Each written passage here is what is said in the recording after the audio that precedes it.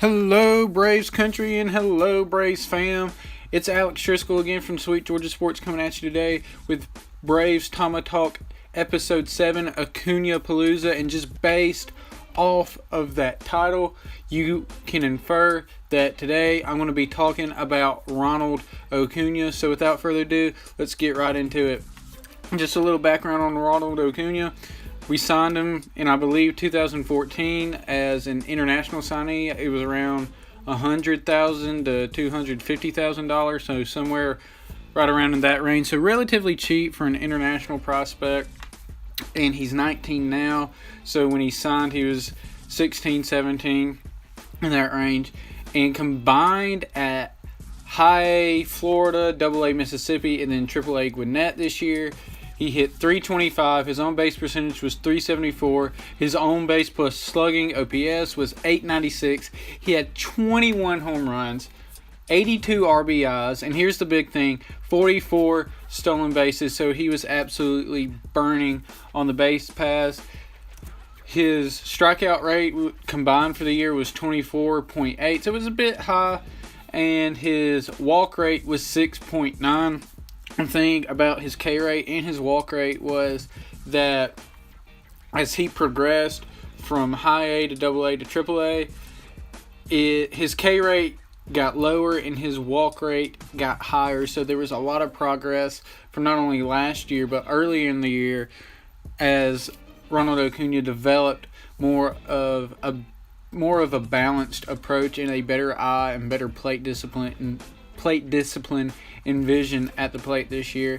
His BABIP, which is his batting average on balls in play, was 400, so it was a bit high, and you can expect a little bit of regression for Ronald Acuna. But the thing is, he maintained a high level of play at every single level that he played at this season in minor league baseball, and he carried that over also from an outstanding performance in the Australian League when he played with the Melbourne Aces, and he had a fantastic spring training, and so he just carried that over. I think there could be a little bit more regression as he goes into the Arizona Fall League and faces more better and just more consistent competition and pitching, and especially once he gets his call up here within the next year.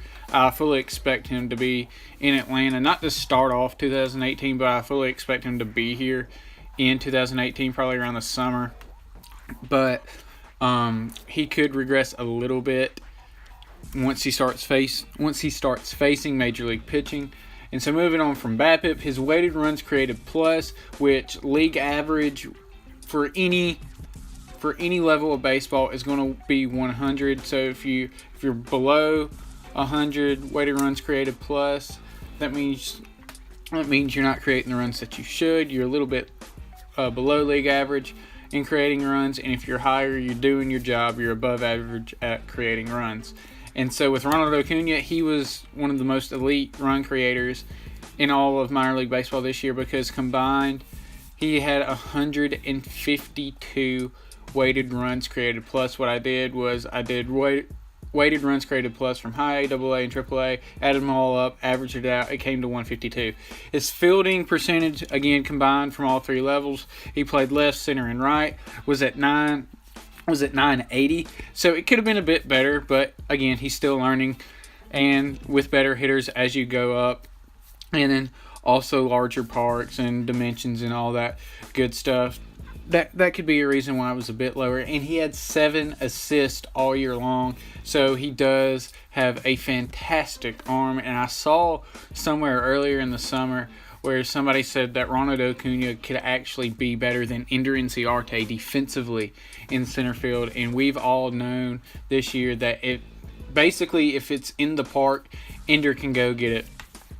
And so with that being said, about Ronald Acuna having the potential and maybe possibly being even better than Inciarte in the outfield, our defensive outfield is going to be amazing. We're going to be a bunch of vacuums back there.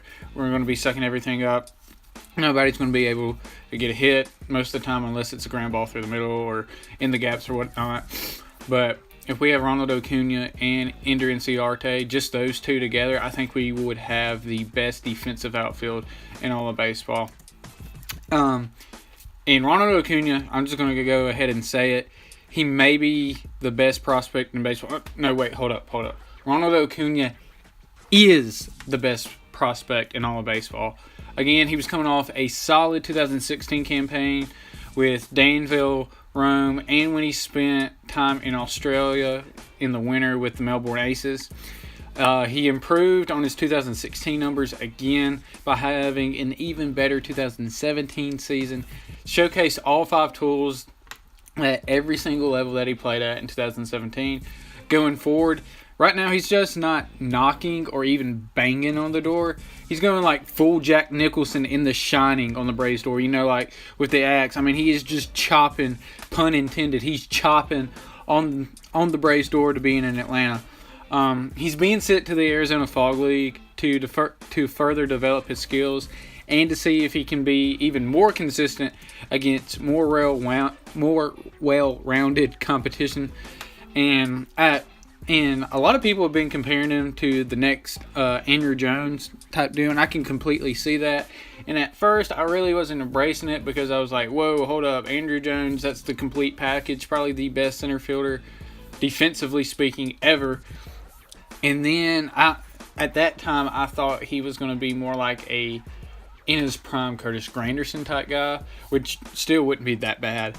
But then once he started just mashing at every single level this year in the minor leagues and further progressed, I was like, yeah, this kid's probably going to be the next Andrew Jones. But he probably won't.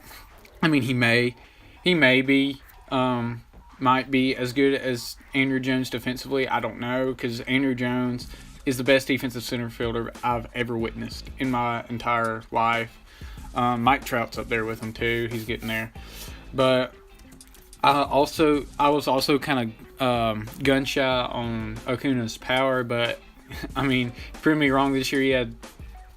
He had 21 home runs, and I think he'll be a better base runner than Andrew Jones was. I mean, if we get a manager that will actually run, Ronald Acuna can be a 20-20 guy, 30-30 guy, and that maybe even a 30-40 guy at best. And that is not bad at all. That's MVP level stuff right there.